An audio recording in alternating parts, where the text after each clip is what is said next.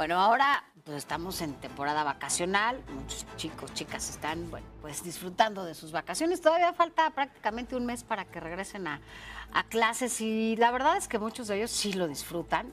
¿Quién no disfruta sus vacaciones? Algunos no tienen tanta posibilidad, ¿no? No es el espacio más seguro siempre su casa. Sin embargo, bueno, después el regreso a clases muchas veces se convierte pues en un sacrilegio, ¿no? Porque tienen que sacar 10, 10, 10, ser los mejores estudiantes, tienen que ser excelentes y empiezan a vivir una presión, ¿no? Para ir a la escuela, peor que usted si va a trabajar, ¿no? Que tiene que cumplir con ciertas obligaciones. ¿Qué pasa cuando las calificaciones empiezan a afectar la salud mental de las y los estudiantes? Hay consecuencias, ¿no? Por esta presión. Agradezco, bueno, primero cheque esto, vea esto.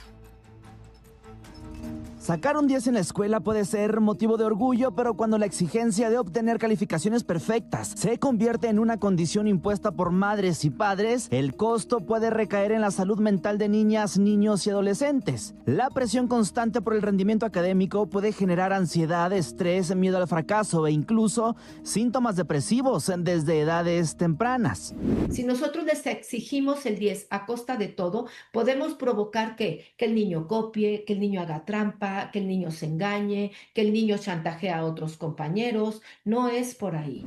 Un estudio reciente del International Journal of Mental Health Promotion, basado en más de 16,000 adolescentes, encontró que las altas expectativas de los padres no son necesariamente perjudiciales. Sin embargo, cuando se combinan con una fuerte presión académica, aumentan los problemas.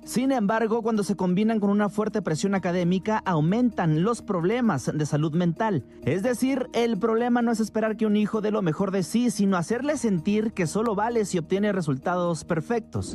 A mí, como mamá, ¿de qué me sirve que mi hijo sea el mejor en primero de primaria si nada me va a garantizar que sea el mejor ciudadano cuando sea adulto? Si queremos el 10 en secundaria, pero le damos en toda la torre a su autoestima, a su seguridad, a su autoconcepto, porque el 10 no lo hace valer más a este pobre chico.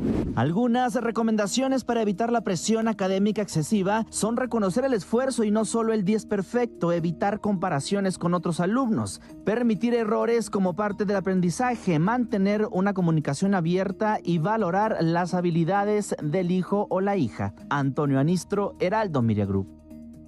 Bueno, y justamente para hablar de ese tema, agradezco al doctor Josué Rafael Tinoco, quien es profesor investigador de Sociología de la UAM Iztapalapa, para que nos hable de esto. Gracias por estar con nosotros y sobre todo de estas afectaciones, ¿no? que a veces como padres podemos provocar a nuestros hijos, a nuestras hijas, por esta presión de excelencia sí o sí. ¿Cómo está? Muy buenas noches. Hola Sofía, muy buenas noches y saludo también a tu auditorio. Nada más una precisión, soy profesor de Psicología Social, que estoy en el Departamento de Sociología. Nuestra disciplina pues va vinculando justamente la parte psicológica y social, sociológica, que es el tema que estás abordando justamente.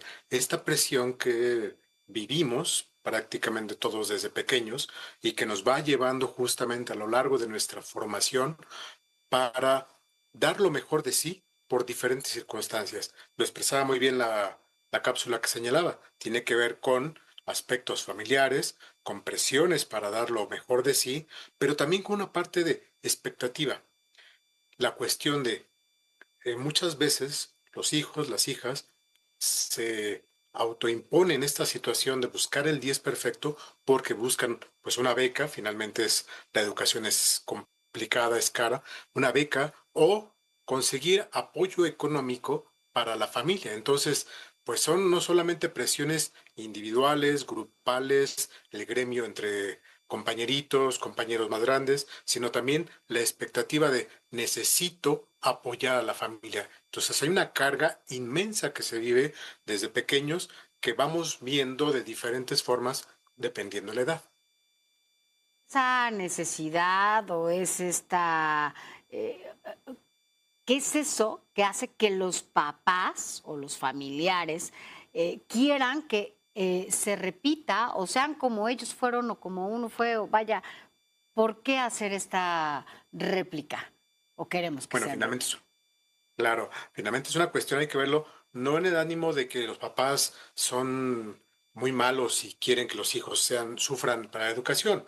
Más bien se trata de buscan que los hijos no sufran, como señalas, cosas que pasaron de pequeños y hay una expectativa de que la educación va a ser ese factor de movilidad social que va a permitir ascender y trabajar a diferentes espacios, conseguir mejores cosas. Y esa es una cuestión amorosa que se plantean los padres. Quieren que sus hijos tengan una vida mejor que la que ellos tuvieron.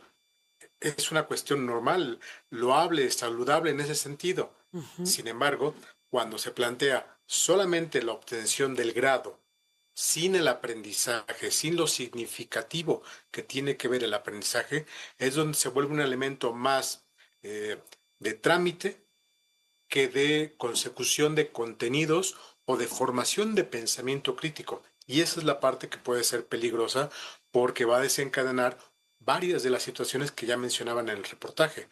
Elementos que tienen que ver con no soy lo mejor, no funciono, soy muy No malo, los sirvo. papás no sirvo. Entonces, pues es una carga terrible que le imponen y que se impone a uno mismo. Se tiene siempre esta parte. Entonces, hay que verlo en la parte de los papás quieren lo mejor para los hijos quieren dar lo mejor para los papás, pero también tenemos que reconocer la riqueza, el bagaje, las habilidades socioculturales que tenemos, la riqueza que tenemos. Si no tenemos una enciclopedia en casa, si no hay una biblioteca cercana que nos permita acceder a material, pues de repente, ¿dónde podemos encontrar la información? Se vuelve complicado. Son escalones de a veces de un saltito para unos y a veces son escalones en los cuales no hay escalón o simplemente tenemos que brincar para ascender. Cuesta más trabajo para unos que para otros.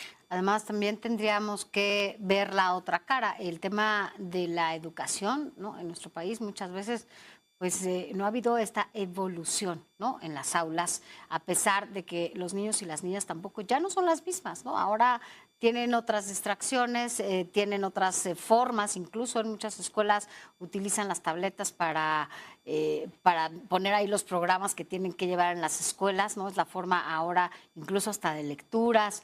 Y sin embargo, a pesar de que ahora hay nuevas herramientas, ¿no? Y que hay una revolución importantísima en materia de tecnología, seguimos en las aulas utilizando muchas veces esta educación que tomamos nosotros de la misma manera que hace 30, 40 años y que quieren seguir tratando a los niños de la misma manera. Porque finalmente tenemos que, decía por ahí justamente una cita muy importante, célebre, tenemos que preparar a los niños para la educación que ya no existe, pero una educación que todavía no conocemos. Tenemos que estar formando aspectos que no conocemos muchas veces los docentes y le tenemos que dar a estos pequeños, desde niveles básicos hasta niveles universitarios, con formación que va mucho más ágil para ellos que para nosotros. Como bien señalabas, esta parte de las tabletas pues son generación que ya lo tienen manejado y pueden perfectamente configurar y desconfigurar una tableta o un celular en segundos. Y a nosotros adultos ya nos cuesta más trabajo y no se diga a nuestros abuelos les cuesta trabajo justamente vincularse. Y la formación, las habilidades, los planes de estudio no van a este mismo ritmo, no van a esta misma vinculación con los aspectos de lo cotidiano. No se trata de privilegiar lo tecnológico por el conocimiento, pero tampoco se trata de prohibir ese conocimiento tecnológico, esa habilidad. Se trata justamente de buscar el elemento de cómo accedemos a la riqueza de información.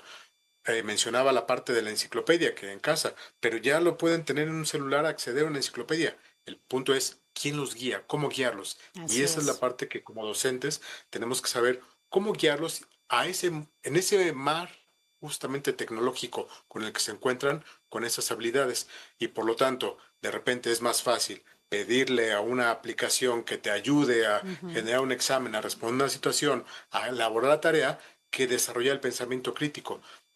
Caemos en ese punto por ese ánimo de tener el 10 perfecto, porque finalmente lo que se ve es la apariencia, no el desarrollo, no la construcción.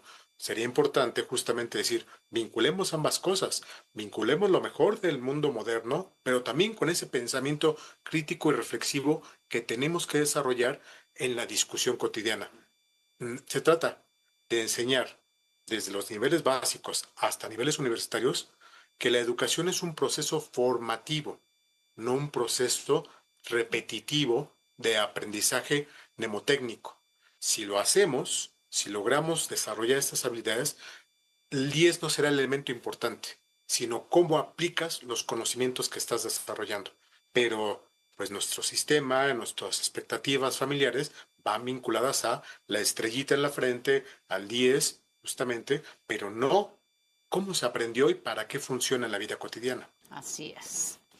Bueno, pues esperamos que las cosas cada vez sean mejor para los niños y las niñas, sobre todo a quienes justo sí pueden ir a la escuela y que hagan de ese un espacio en el que pues estén, además de aprendiendo, ¿no? Y que, bueno, conozcan todo lo que tengan que conocer ahí, pues también estén bien, ¿no? Que sea un espacio de paz, de tranquilidad, de aprendizaje, de convivencia y de todo lo que tienen que ser las escuelas, ¿no?